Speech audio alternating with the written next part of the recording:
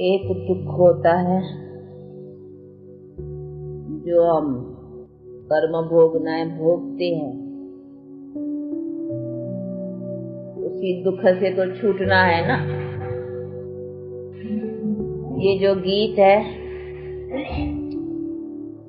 तो ये भी समझने का है।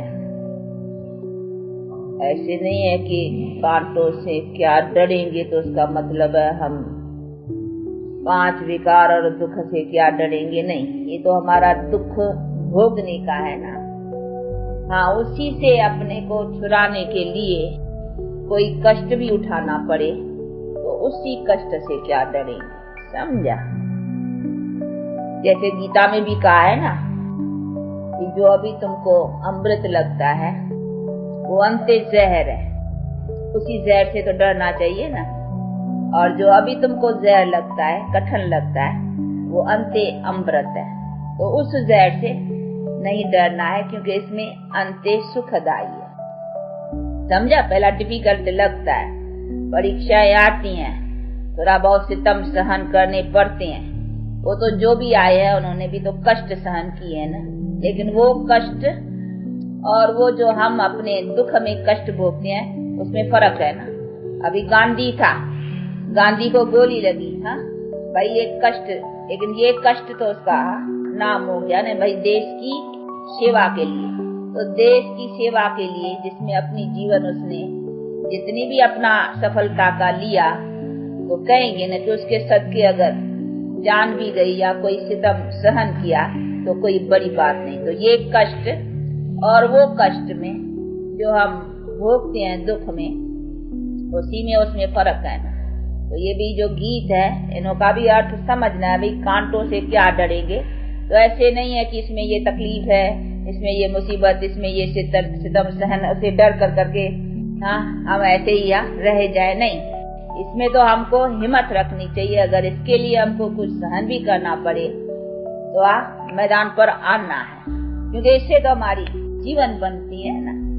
दूसरी देखो हद की सेवाओं में भी जान देते हैं। हाँ, गांधी ने जान दी, नहीं परवाह नहीं की। हाँ चलो कहा बहुत, हाँ जान जाएंगी, गई, परंतु वो हद का काम, उससे कोई वो कंप्लीट प्राप्ति तो नहीं रही ना। तो जब भी कोई हद की सेवा में भी इतना रखते, ये तो कंप्लीट प्राप्ति है। उसके लिए अगर थोड़ा बहुत गाली खानी पड़े, सुनना पड़े, कोई कष्ट सहना करना पड़े, दुनिया कुछ बुरा भला कहे या कुछ भी सहन करना पड़े, तो है कि उसी से नहीं डरना है, समझा। तो ये बातें भी समझने की है। बाकी ऐसे नहीं है कि दुख आए तेरा भाना मीठा लागे। हाँ ऐसे बहुत है ना, वो कहते हैं कि क्या ऐसे डरना है, आया रोग आया, दुख आया, ये आया, नहीं उसका उपाय है तो क्यों नहीं लेना चाहिए। उसी से हम छूट सके। उसके लिए अगर हमको कुछ सहन करना पड़े तो फिर दूसरी बात है। तो ये सभी चीजें समझने की हैं।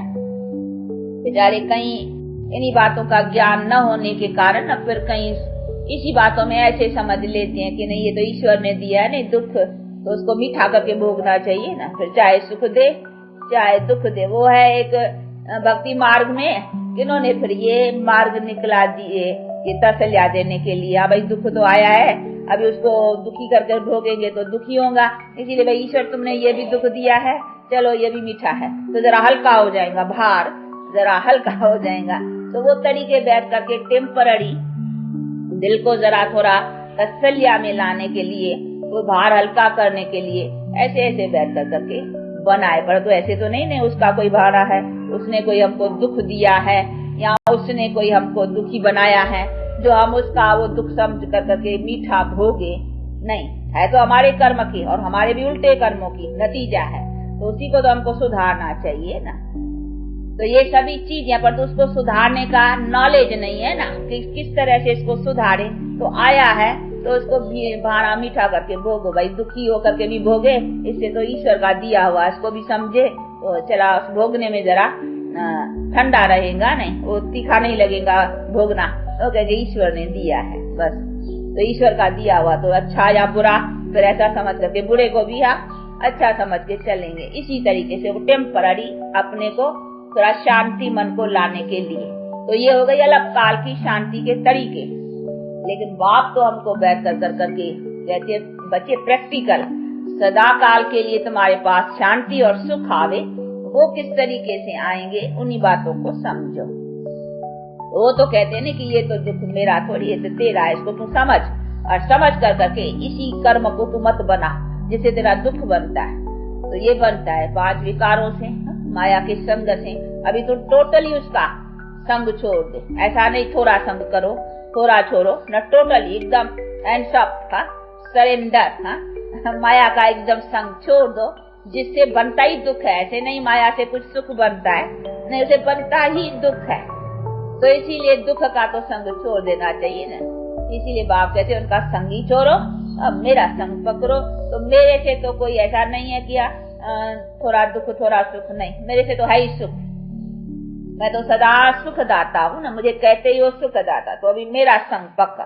देखो भक्ति मार्ग में भी जाने न जाने बिना भी तुम मेरा संग पकड़ते हो, तो भी मैं तुमको अलग काल भी सुख देता हूँ। वो मैं देता हूँ, माया नहीं देती है वो सुख। ऐसा नहीं समझना है भक्ति मार्ग में ये माया सुख देती है, वो भी सुख जो है भक्ति में भी मैं ही देता हूँ, क्योंकि ईश्वर अर्थ करते हो ना। देखो भले कोई गरीब को दान करता है, लेकिन अंदर में तो ये है ना, गरीब को देऊंगा तो भगवान राजी रहेगा, हाँ, फिर भगवान हमको आशीर्वाद करेगा, भगवान कुछ देगा। अंदर में तो वही आता है नहीं, तो करते गरीब को है, लेकिन अंदर याद में भगवान की आती है कि भैया ये भगवान करेंगे तो भगवान कुछ से अच्छा करेगा हमारा।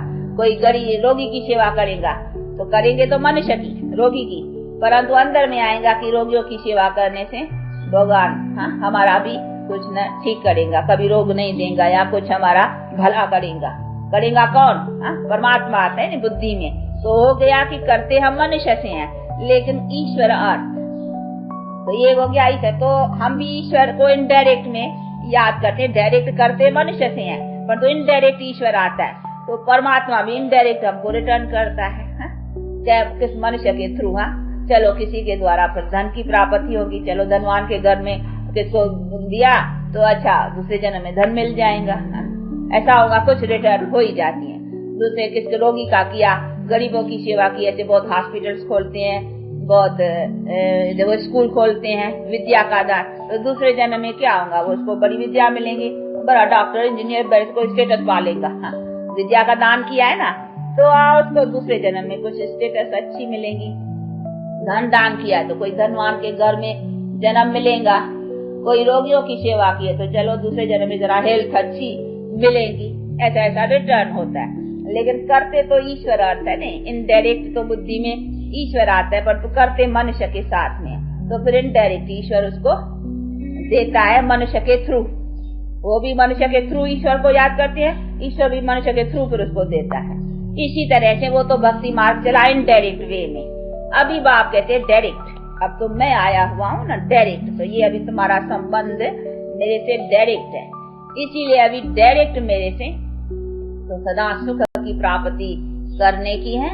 और किस तरह से वो बैठकर करके अपना सारा बातें समझाते हैं। तो ये अभी अपन उससे डायरेक्ट, अभी कोई इनडायरेक्ट मनुष्य के थ्रू नहीं है, नहीं, डायरेक्ट अभी बाप से तो हमारा कनेक्शन है अभी डायरेक्ट। तो ये ज्ञान मार्ग डायरेक्ट मार्ग है, भक्ति मार्ग इनडायरेक्ट मार्ग है।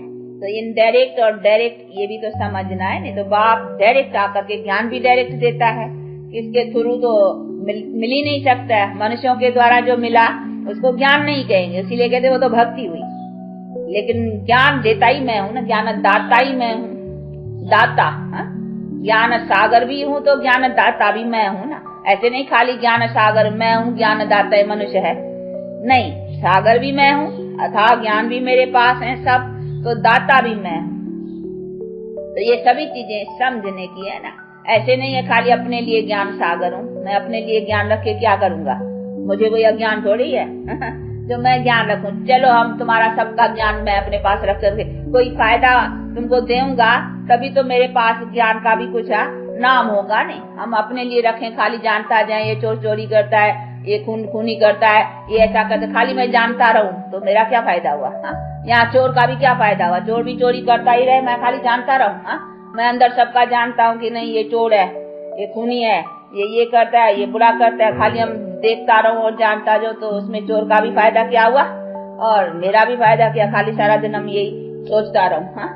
ऐसा नहीं है, मैं जानता हूँ, उसी जानने का फिर फायदा देता हूँ ना।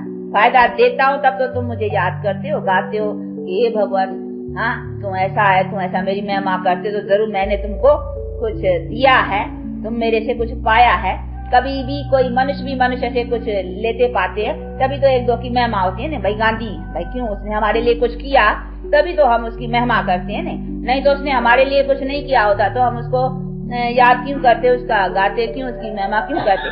तो एक दो के प्रति कोई कुछ करता है तभी उसकी महिमा है। तो परमात्मा को भी सभी याद करते हैं, प्यार करते हैं, प्रेम करते हैं, और जब भी दुख आता है तभी याद करते हैं। तो जरूर है उसने हमारे दुख के समय पर कोई ऐसी सहायता की है, तब तो हम उसको याद करते कि अभी तू सहाय हो।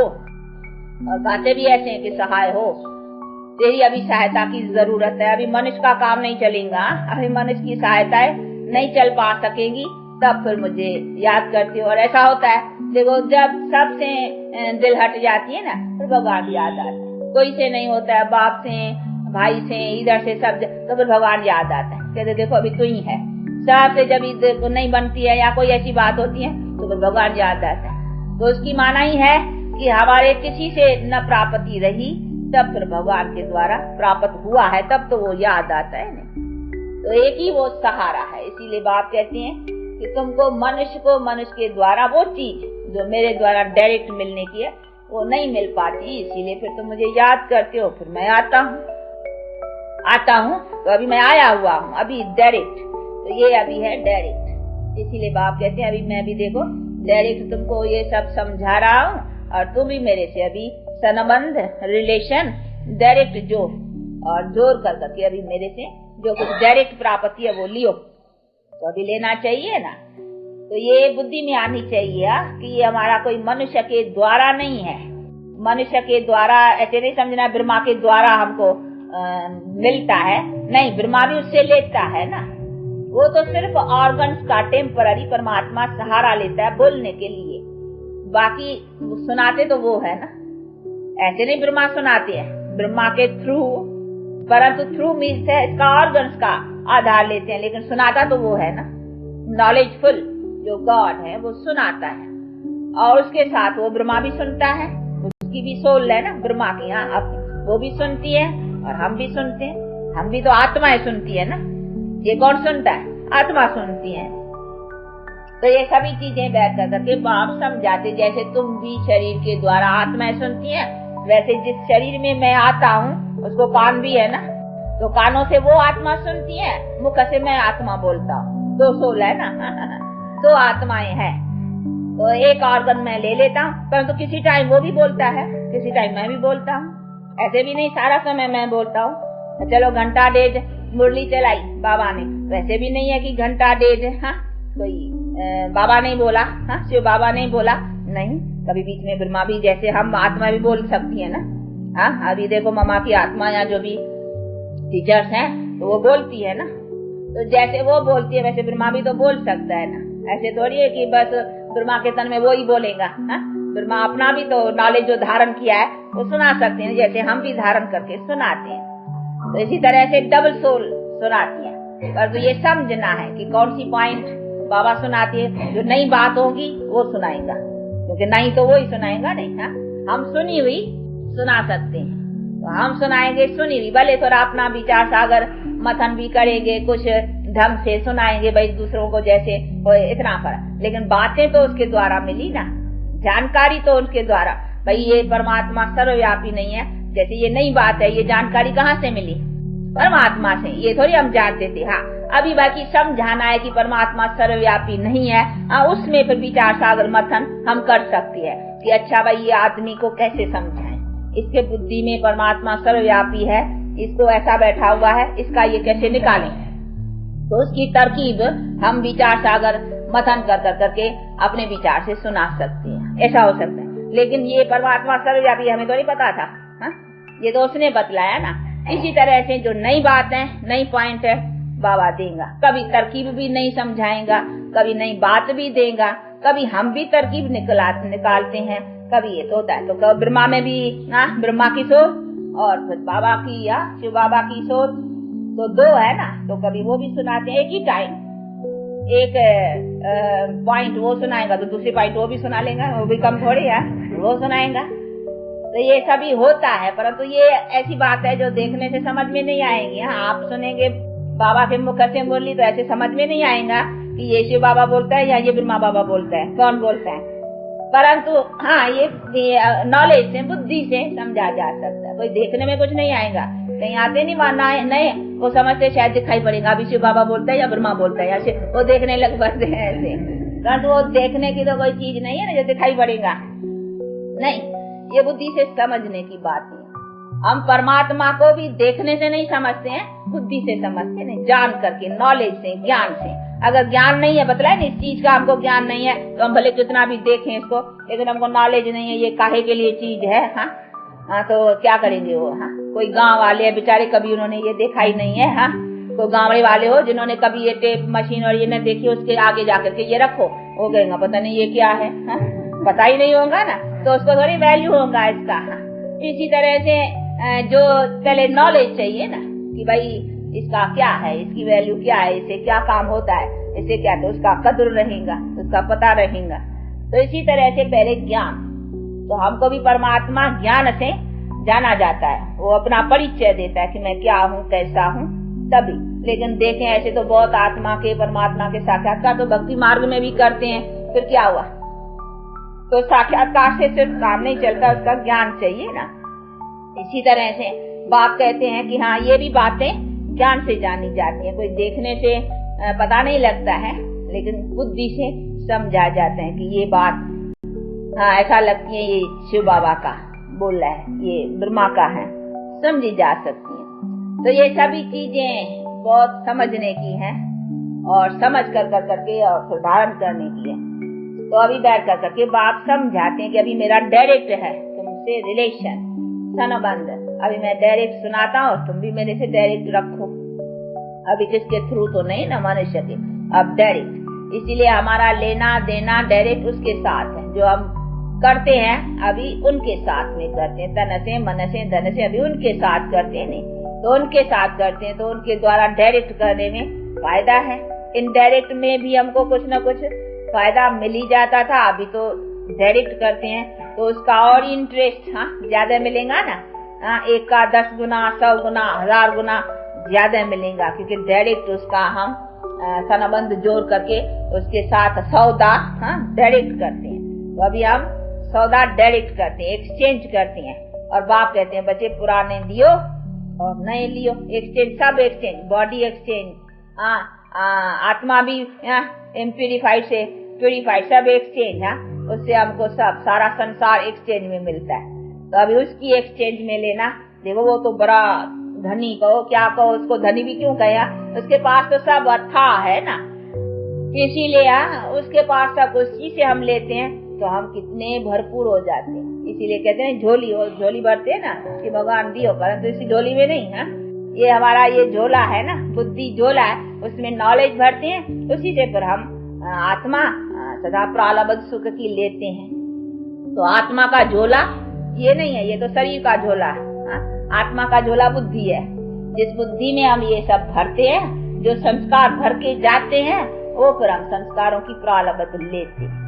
तो अभी उसमें भरना है नहीं, आत्मा में मन बुद्धि जो है उसी में सब भर के ले जाना है।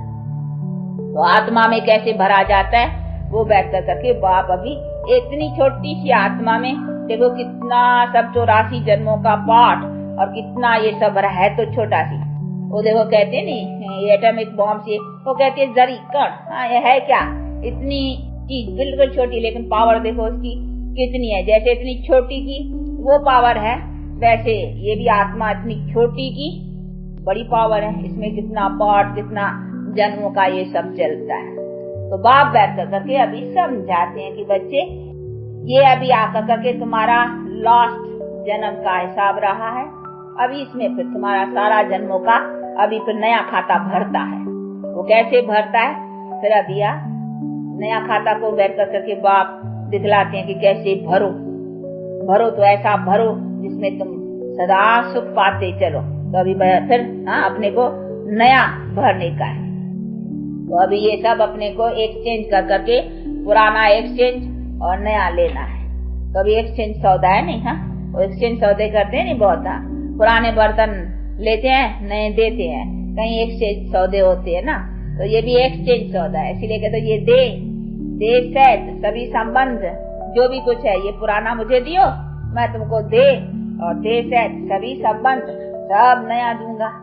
तो ऐसा सौदा करने में कोई नुकसान है? हाँ, बड़ा फायदा है। तो इसीलिए ऐसे फायदे को पाने के लिए आगे बढ़ना चाहिए। इसमें नुकसान ही क्या पड़ता है? तो ये एक्सचेंज सौदा है, तो एक्सचेंज करो। इसमें रखा ही क्या पुराना, दे में क्या है? हाँ, रोगी, दुखी, ये फलाना, देखो अकाले मृत्यु। हम अगर इसी देह से ममत निकाल करके और देह से संबंधों से ममत निकाल करके अभी हम बाप के हो जाएंगे, तो फिर हमको एक्सचेंज में देवी अच्छी मिलेंगी। हाँ, और फिर हमको सारा संबंध, देखो लक्ष्मी नारायण का संबंध कितना अच्छा है। ऐसा संबंध मिले, पति पत्नी और बाप बेटे, हाँ, और सभी ऐसे, तो ऐसे संबंध मिले तो अच्छा है ना। उसमें हम सदा सुखी रहेंगे। इसमें तो दुखी दुख है ना। राजा प्रजा सब संबंध अच्छा हो जाएगा ना। ऐसे मनुष्यों की, इन्हीं के हम राजा प्रजा होकर करके यहाँ सुख पाए तो देखो कितना सुख हो जाएगा। इसमें कभी होगा अन्न नहीं मिलेगा, कभी यहाँ कोई दुख होगा, यहाँ कहीं बातें हो, कुछ नहीं। कुदरती आपदाएं भी कंट्रोल में। हाँ, यानी वो भी सतो प्रधान। कोई कभी ऐसा नहीं फ्लड्स हो जाए फिर हमारा अन्न चला जाए, नहीं कभी इसके ताकत से ऐसो के फिर हमारा सब प्रकृति भी पूरी सर्विस करती है, क्योंकि हमारे कर्म श्रेष्ठ की प्रालबद्ध रहती है ना।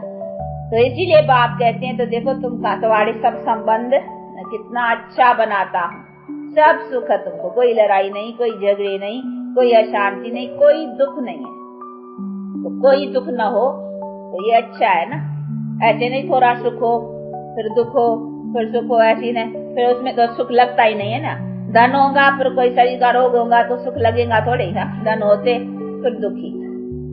अच्छा, धन होगा, कोई बच्चा ऐसा होगा नालायक, तो फिर तो भी दुखी। हर तरह के दुख हो जाते हैं ना।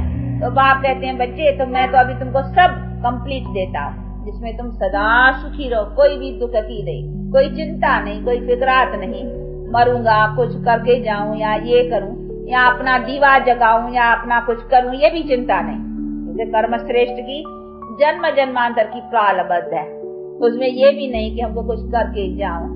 अभी तो बहुत जन्मों का बनाया है ना, वो चलता रहता है, खाते रहते हो, तो उसमें वो भी चिंता नहीं। तो ये सभी चीजें बैठ करके बाप समझाते हैं कि एक ही बार मैं तुम्हारा ना बना लेता हूँ और इतना बल देता हूँ जिसमें तुम बहुत जन्मों तक खाते और आराम से चलते रहो सब तरह से। तो ये सब इतना फायदा मिल जाए तो अच्छा ही है ना। तो ऐसे फायदे का काम अथवा ऐसा सौदा करने में फिर थोड़े ढीला रहना चाहिए, नहीं, उसमें चुस्त रहना चाहिए। ये एक्सचेंज सौदा सबसे अच्छा है। इसीलिए परमात्मा को सौदागर भी कहते हैं, रत्नागर भी कहते हैं, जादूगर भी कहते हैं। देखो जादू है ना इसका बड़ा, क्या से क्या बना लेता है। जैसे जादूगर कागज से या नोट बना देते हैं, और इसे पत्थर से पैसे बना लेते हैं, कई चीजें ऐसी एक्सचेंज में बना लेते हैं। तो ये बाप कहते हैं मैं देखो तुम पत्थर बुद्धि को पारस बुद्धि बना लेता हूँ, क्या से क्या। तो ये है जादूगरी ना, सच्ची जादूगरी तो ये है प्रैक्टिकल।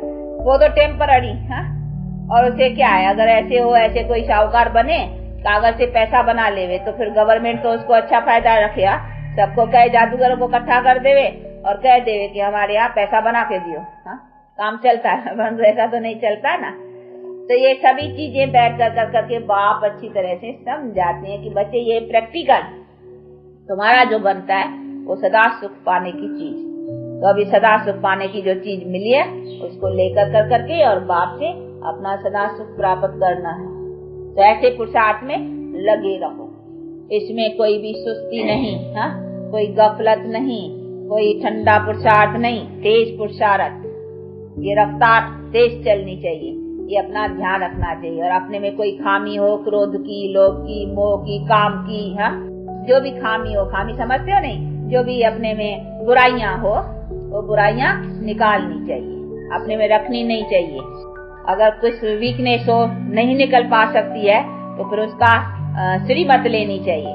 तो उसका मिलेगा, राय मिलेगी, इस खामी को तुम ऐसा कर। जैसे डॉक्टर पेशेंट होता है कोई ऐसा अच्छा कोई दवा मिलती है परंतु फायदा नहीं पड़ा तो फिर डॉक्टर को बतलाने से फिर एक्सचेंज कर देगा नहीं दवाई। हाँ, तो अच्छा भाई तुमको इससे नहीं हुआ चलो अभी इंजेक्शन, लिक्विड से नहीं हुआ चलो इंजेक्शन, इंजेक्शन से नहीं हुआ तो चलो ये दूसरी दवाई, फिर एक्सचेंज करेगा तो दूसरी कोई मिल जाएगी। तो फायदा तो इससे ही मिलना है ना, और तो कहाँ से मिलना है। चलो ये डॉक्टर छोड़े फिर दूसरा डॉक्टर लेगा, उसमें तो बहुत डॉक्टर है, एक छोड़ेगा चलो दूसरे से ले लेगा। इधर तो है ही एक, इसका इलाज करने वाला ही एक है और अथॉरिटी वो ही है, उससे ही होने का है। ऐसे नहीं है कि होने का नहीं है, होने का भी उससे ही है, परंतु कोई ऐसी तरह से उससे अपना इलाज ले ना। इसीलिए बाप कहते हैं कि देखो सब मुक्ति भी मैं देने वाला, जीवन मुक्ति भी मैं देने वाला, दोनों मैं देने। चलो तुम मुक्ति चाहो तो भी मेरे से, हाँ उससे मेरे से फायदा मिलेगा नहीं। इसलिए बाप कहते हैं बच्चे अभी मेरे साथ संबंध जोड़ने से तुमको फायदा ही फायदा है, नुकसान की तो बात ही नहीं है। थोड़ा भी तो भी फायदा है, बहुत तो फायदा ही है, तो फायदा तो मेरे से ही मिलना है ना। इसीलिए फायदा क्यों नहीं लेते हो, उसमें ढीले नहीं, उसमें पुरुषार्थ ढीला नहीं रखने का। तो ये सभी चीजें हैं जिसको बहुत अच्छी तरह से समझते और अपने पुरुषार्थ को आगे रखने का है, इसको कहेंगे पुरुषार्थी। बाकी ऐसे नहीं है काम तो पुरुषार्थ थोड़ा बहुत करते ही रहते हैं, नहीं करना तो फिर जितना लेना है वो अपना एम रखना चाहिए। हमको लेना इतना है, माल इतना है, उसमें से हमको लेना है, ऐसे नहीं थोड़ा लिया ये भी अच्छा, हाँ नहीं लेना तो जितनी है उसमें से हमको लेना चाहिए। जब भी चांस है इतने लेने का तो क्यों नहीं ले रहे, तो उसको कहेंगे ये लेने वाला अच्छा है। बाकी जरा सा ले लिया तो क्या हुआ, वो भी कहेंगे अरे तुम्हारे माल इतना मिलता है तुम लेता इतना है, अरे तेरे शायद किस्मत में नहीं है। उसी समय ऐसा कहने में आता है किस्मत में नहीं है, तुम कोई कम वक्त हो, तुम्हारे आगे इतना वक्त आया और तुमने लिया इतना, हा? तो कहेंगे अरे तुम्हारे तो किस्मत में नहीं है शायद, हाँ ऐसा कहा जाता है ना। तो अभी बाप हमारे सामने इतना आया, हाँ और हम उससे इतना लें जरा सा तो क्या कहेंगे कम वक्त, तो ऐसा थोड़ी बनना चाहिए। लेना तो पूरा लेना और लेना ही चाहिए, ऐसा भी नहीं है कि लेना तो पूरा लेना नहीं तो नहीं लेना। कहीं पर ऐसे भी महामूर्ख निकलते, इसको फिर कहेंगे महामूर्ख। मूर्ख तो पहले ही है, पर जो समझते हैं कि इतना लेवे तो उससे तो न लेवे तो अच्छा है, हाँ तो ऐसे भी महामूर्ख, उसको फिर कहेंगे क्या महामूर्ख। ऐसे तो नहीं है ना, मूर्ख तो पहले ही है कि हम माया के संग में खो बैठे हैं, पर तुम मिली चीज के में से चलो इतना नहीं तो थोड़ा भी, वो भी तो ठीक है, पर तुम बाप फिर समझाते हैं कि इसने इतने में खुश नहीं होना है, तो न महामूर्ख बनो न कम वक्त बनो, समझा। तो ऐसा भी नहीं बनना है, इसीलिए अपने समझ को अच्छी तरह से रखते और अपना पुरुषार्थ करने, वैसे पुरुषार्थ करते आगे बढ़ो। अच्छा आप लोगों का टाइम हुआ है, हाँ चलो आज देखो बाबा की टोली आई है मालूम है। हाँ बाबा ने टोली मोकी भेजी है बेंगलोर वासियों के लिए दिल्ली से। हाँ दिल्ली से एक आया है गोप, तो वो ले आया है। तो देखो बेंगलोर वासियों को बाप दादा हाँ कितना याद करती हैं, कितना प्यार करती हैं, आप लोगों के लिए टोली भेजी, इसीलिए आज हम खिलाते हैं आप लोगों को। बाबा की टोली है ना, हाँ बाबा ने प्यार से भेजी है, फिर हम भी प्यार से खिलाएंगे ना। हाँ तो आज हम खिलाते हैं, ठीक है। हाँ चलो